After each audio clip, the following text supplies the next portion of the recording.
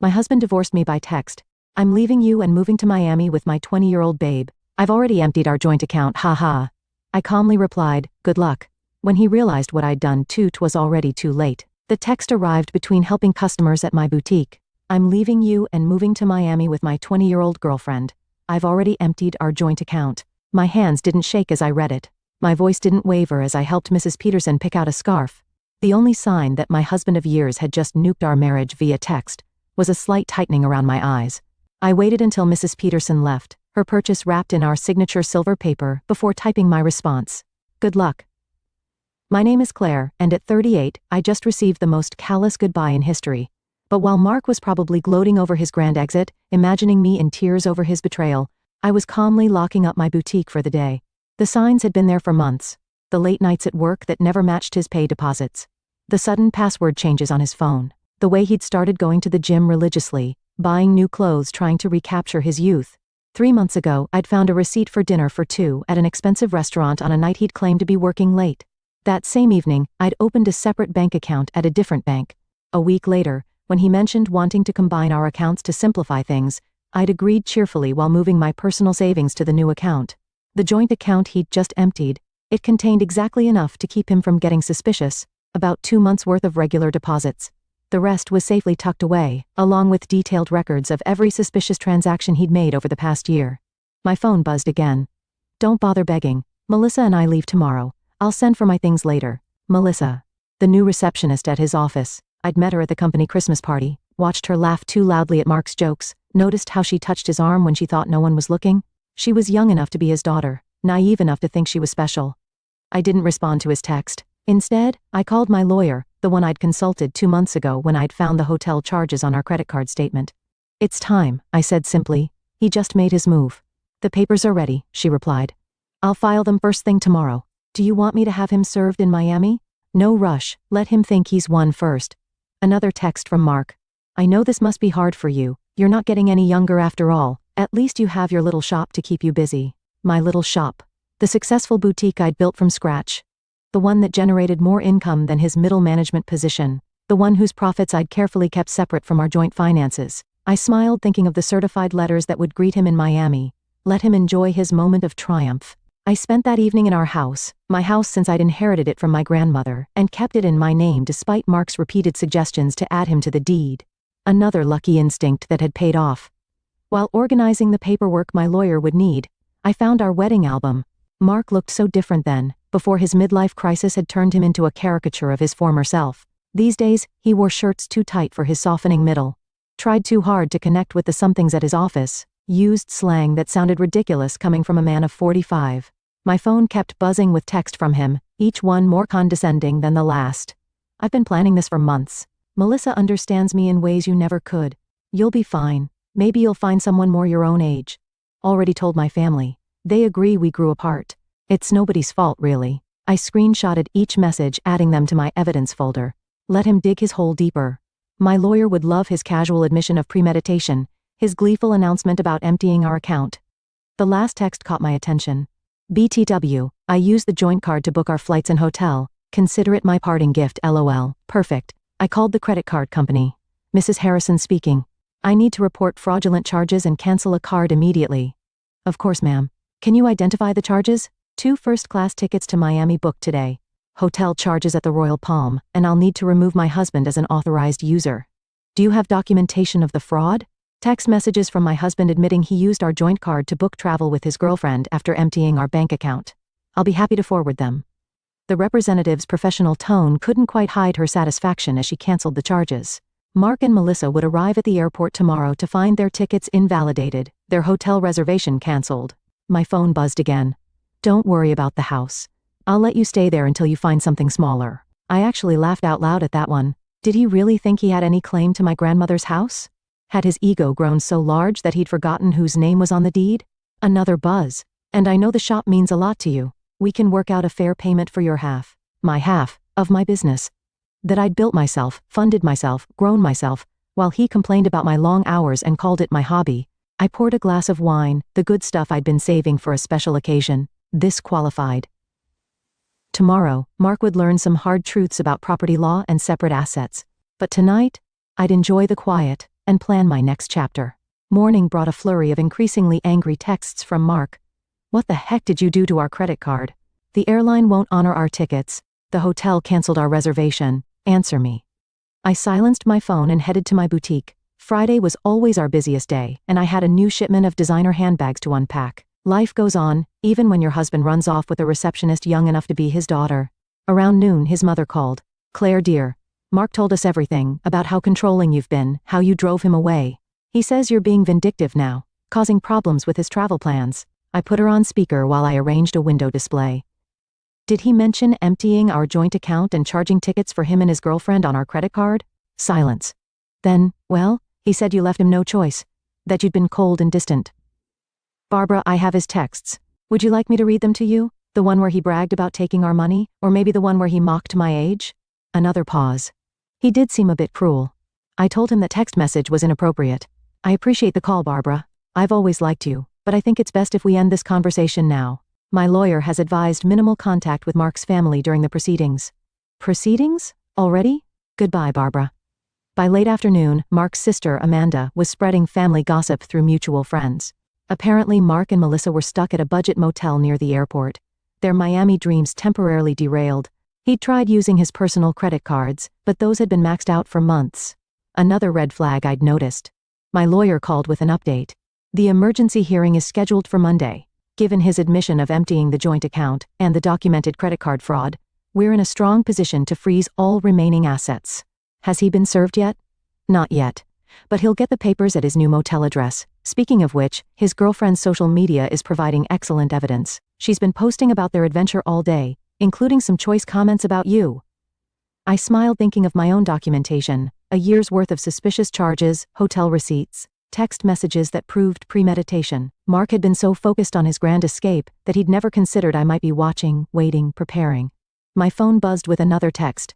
You think you're so smart, but I made copies of all the boutique's financial records. Half that business is mine. I forwarded the text to my lawyer, adding it to the growing file of Mark's mistakes. Let him learn the hard way about separate assets and business ownership. Sometimes the best revenge is simply being prepared. The emergency hearing on Monday was everything I could have hoped for. Mark showed up in his new young wardrobe. Designer jeans too tight for his age, a blazer that screamed midlife crisis. Melissa waited outside, her youth painfully obvious under the harsh courthouse lighting. My lawyer presented our evidence methodically. Mark's gleeful text about emptying our account, his credit card fraud, his documented history of hidden expenses. Each piece carefully collected over months of quiet observation. Your Honor. Mark's hastily hired lawyer attempted. My client admits to some rash decisions, but Mrs. Harrison's actions have been vindictive and calculating. Calculating? My lawyer countered. You mean prudent? My client protected her separate assets and maintained detailed records of her husband's suspicious behavior. That's not vindictive, that's smart business.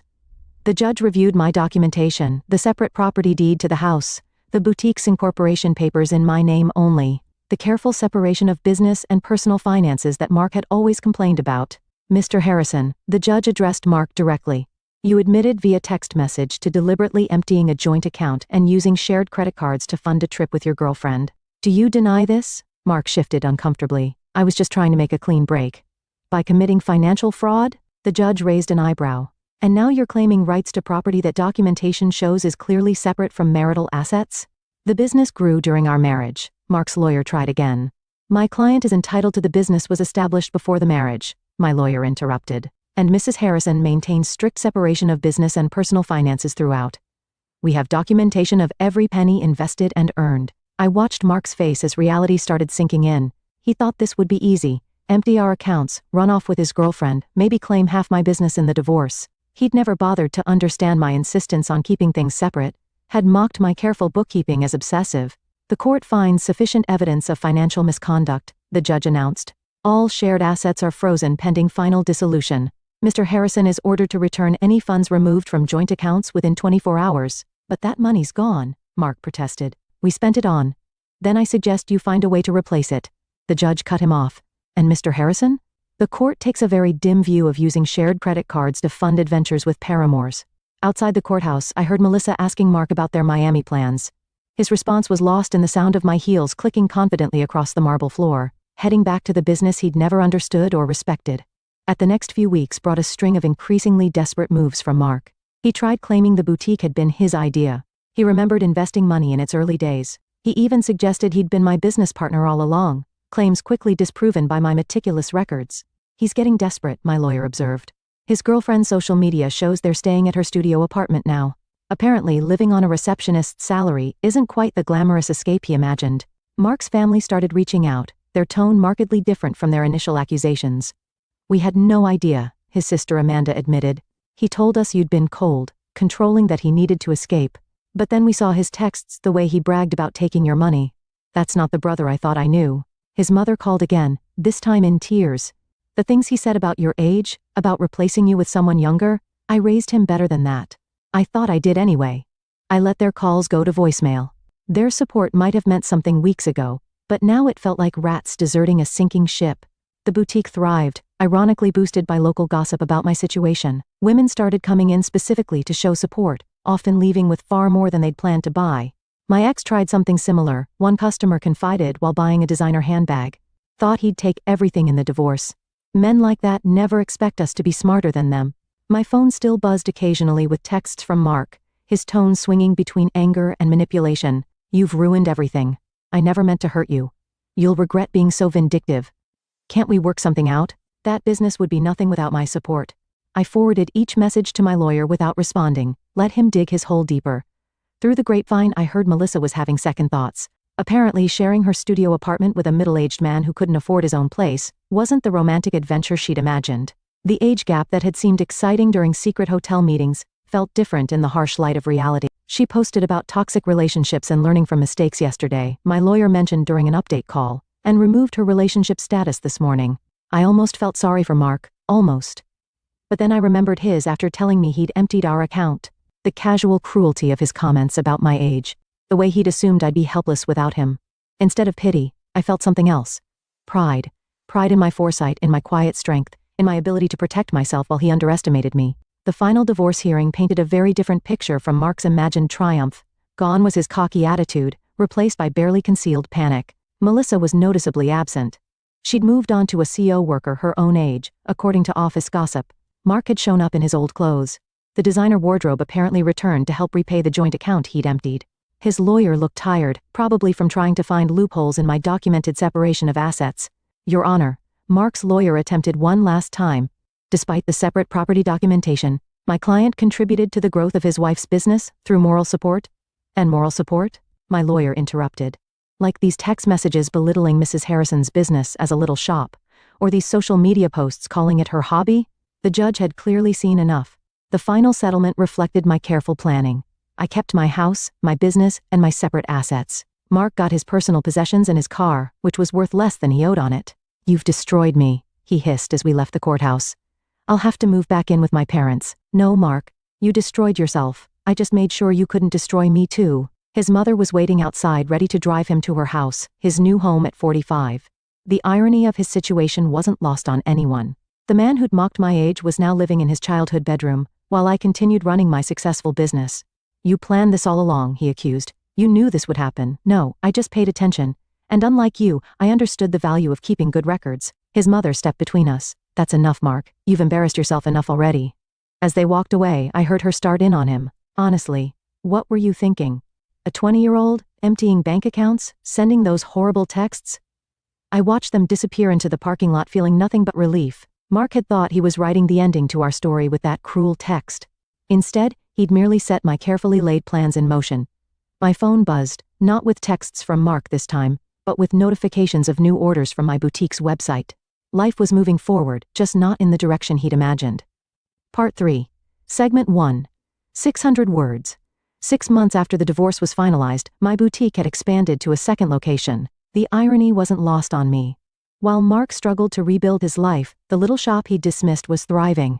I'd hired 3 new employees and launched an online store that was gaining traction nationally. News of Mark's situation trickled back through mutual acquaintances. He'd tried dating apps, but found women his age weren't interested in a middle-aged man living with his parents.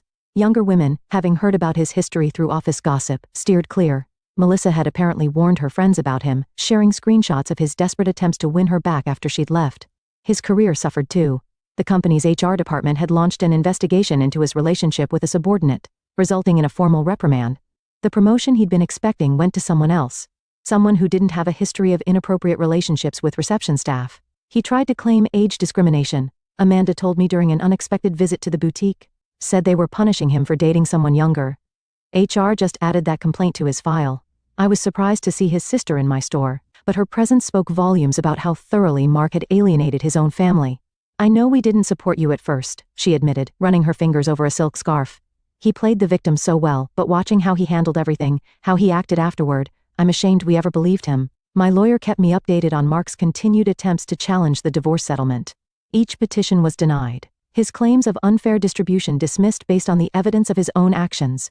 He actually tried arguing that his text about emptying the account was just a joke, she told me, laughing. The judge asked if made theft less illegal. The boutique's success brought unexpected validation. Local business magazines wanted to feature my story, not as a scorned wife, but as a savvy businesswoman who'd protected her interests. Young entrepreneurs asked for advice about keeping business and personal finances separate.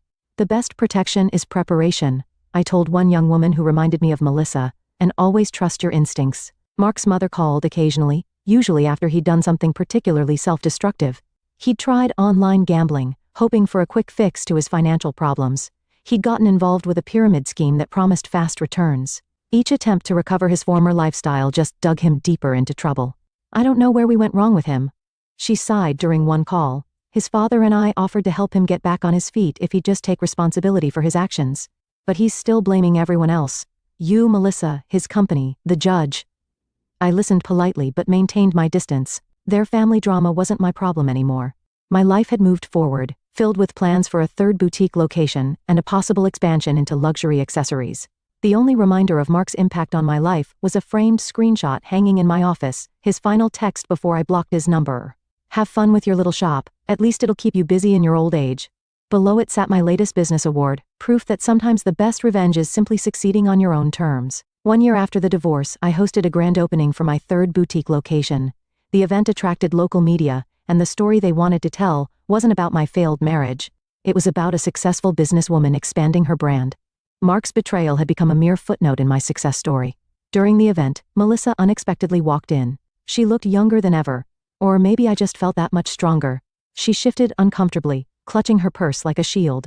I owe you an apology, she said quietly.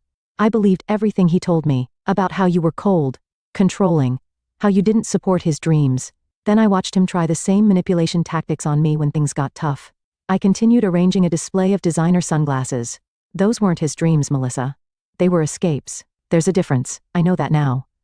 She paused, then added, he tried to move in when you froze the accounts. Thought my studio apartment would be temporary. After 2 weeks of him complaining about the size of my closet and suggesting I take out a loan for a bigger place, I understood what you meant about the difference between dreams and escapes. I actually laughed at that. Let me guess. He had big plans but no way to fund them? Exactly. Everything was going to work out once his investments paid off, once he got that promotion, once his cryptocurrency definitely increased in value. She shook her head. I'm dating someone my own age now. We have student loans and a small apartment, but at least we're building something real. After she left, my assistant manager whispered, "Was that the girlfriend?" "No," I replied. "That was just another woman who learned the same lesson I did." Speaking of lessons, I gestured to a young couple examining our designer handbags. "Let's talk about your idea for expanding our accessories line." The boutique had become more than just a business. It was a symbol of independence, of resilience, of the power of preparation. Young entrepreneurs often sought my advice, and I always emphasized the importance of protecting their assets. Mark's mother called one last time, not to discuss Mark, but to thank me. "You taught our family an important lesson," she said, "about enabling bad behavior, about making excuses for cruelty." Mark's still living at home, still blaming everyone else for his problems. But we're not defending him anymore. That's your legacy to our family, showing us the difference between supporting someone and enabling them. I thought about that legacy as I reviewed plans for a fourth location. Mark had intended to diminish me, to trade me in for a younger model and take half of everything I built. Instead, he'd inadvertently pushed me to become even stronger, more successful. My phone buzzed with a text from my lawyer. Mark filed another petition to revisit the settlement. Judge dismissed it immediately and ordered him to pay court costs. "Thought you'd enjoy that." I smiled, thinking of him in his childhood bedroom, still trying to rewrite an ending that had been determined the moment he underestimated me. Sometimes, the best revenge isn't about getting even. It's about getting better. 2 years after Mark's cruel text message, I received an invitation to speak at a women's business conference. The topic wasn't divorce or betrayal. It was about building and protecting a successful business. My story had evolved from cautionary tale to inspiration. During the Q&A session, a woman asked about keeping business and personal finances separate. My husband says I'm being paranoid, that marriage means sharing everything. My ex-husband said the same thing, I replied, right up until he tried to claim half my business in our divorce. Trust your instincts. Protection isn't paranoia. The boutique chain had grown to 5 locations, each more successful than the last. The little shop Mark had mocked now employed 30 people, and had been featured in several national magazines. Through mutual friends, I heard Mark had finally moved out of his parents' house into a small apartment above a garage. He'd had to take a lower-paying job after his former company downsized, eliminating his position during restructuring. His dating profile still listed him as young at heart, though his profile photo was clearly outdated. Melissa ironically had become a regular customer at my original boutique location. She'd earned her business degree and started her own social media consulting company. You inspired me, she told me once, showing how a woman can build something lasting instead of falling for empty promises. I kept Mark's cruel text message framed in my office, not as a reminder of pain, but as proof of how far I'd come. Below it hung a sign that read, "Success is the best revenge." At the 5-year anniversary celebration of my original boutique, I stood addressing my employees and loyal customers. The space had been transformed from a single little shop into the flagship store of a thriving business empire. Mark's mother attended, though I hadn't sent her an invitation. She waited until the crowd thinned to approach me. "I saw Mark yesterday," she said, smoothing her designer dress, one she'd bought from my store.